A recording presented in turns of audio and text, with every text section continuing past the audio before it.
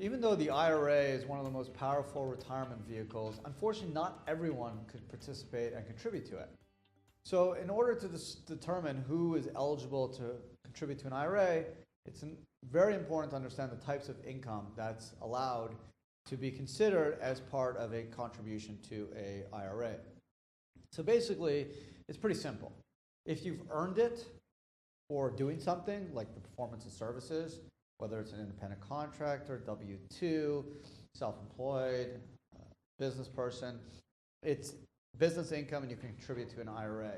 So if you work for Apple and you get a W-2, if you're an independent contractor as a lawyer, doctor, real estate agent, if you have your own business and you get a W-2 from a C or S Corp, you have a single member LLC or sole proprietor, and you generate self-employment income, then you can contribute the net amount to a IRA, $5,500 if you're under 50, $6,500 if you're over 50. That's for 2018. So the types of income, I get this a lot. Well, I have disability, I have passive income from rental income, I have capital gains, interest, dividends, royalties, Social Security. Can I put it into an IRA? The answer, unfortunately, is no.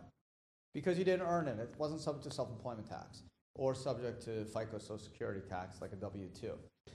So passive income, again, rental income like a Schedule E, or capital gains, or dividends, royalties, interest, that's not earned income. You don't pay FICA Social Security taxes on it, thus it's not eligible to be put into an IRA or even a 401k. You have to earn it. It's for the performance of services. One way to get around it is if you're married and you have a spouse, and your spouse has earned income.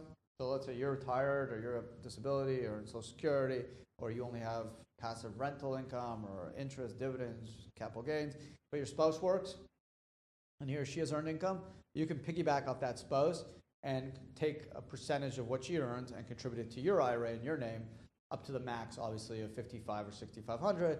And obviously, if the spouse only made $4,000, then you can't put $5,500 in because you can't go more than he or she earned.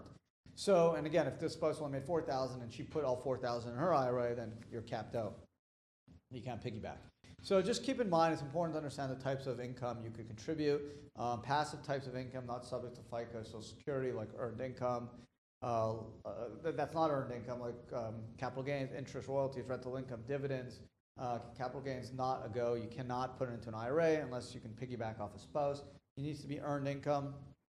Income subject to Social Security and FICA, taxes, W-2 income, Schedule C, guarantee payments on a partnership return, anything that's subject to Social Security, FICA, or is performance of services and not passive. But again, it's important to understand these rules so you can determine how much you can contribute, because in order to really benefit from the retirement account world and generate tax-free or tax-deferred wealth, you need to do three things. You need to start as early as you can, you need to be consistent in your IRA contributions, and you need to trust the process. So step two, you got to be consistent in your IRA contributions. You got to really know what income is available and what is realistic to put into an IRA, and to see whether it's even a possibility to use a retirement money as a retirement account, as a retirement vehicle, depending on your income categorization and what type of income you generate as a self-employed or a business person, or someone who's subject to Social Security, disability, or someone who is retired. So all that comes into play on how much you could contribute to an IRA, and I think the rules are very important just to go over so everyone's clear in their mind in terms of how easily they can jump into this self-directed IRA world.